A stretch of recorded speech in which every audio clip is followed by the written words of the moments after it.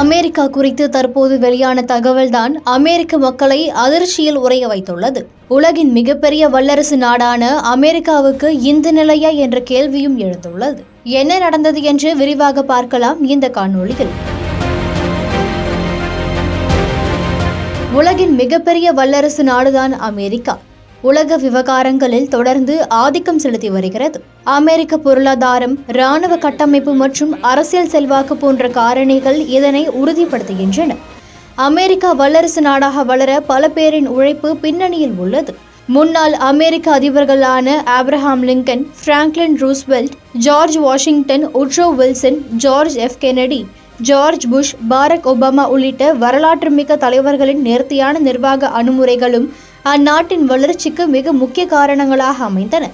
இப்படி பொருளாதார ரீதியில் முன்னணியில் இருக்கும் வல்லரசு நாடான அமெரிக்காவில் தற்போது பொருளாதார மந்தநிலை ஏற்படுவதற்கான சாத்தியக்கூறுகள் இருப்பதாக வெளியான தகவல் அந்நாட்டு மக்களை அதிர்ச்சியடைய வைத்துள்ளது.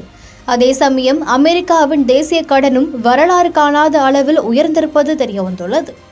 இந்த விவகாரம் குறித்து அமெரிக்க நிதி அமைச்சகம் வெளியிட்டுள்ள அறிக்கையில், அமெரிக்காவின் தேசிய கடன் 3339 லட்சம் கோடி ரூபாயாக அதிகரித்துள்ளதாக கூறப்பட்டுள்ளது.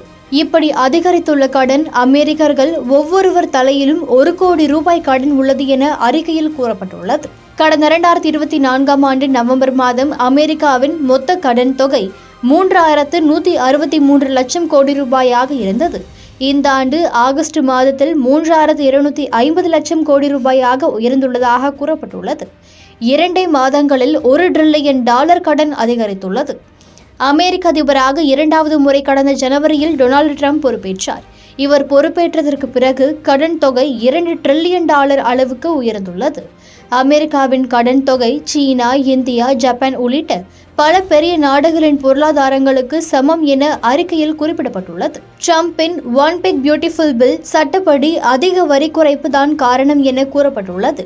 அதே சமயம் 2047ஆம் ஆண்டுக்குள் அமெரிக்காவின் மொத்த கடன் உள்நாட்டு உற்பத்தியில் 200% எட்டக்கூடும் என்று கூறப்படுகிறது.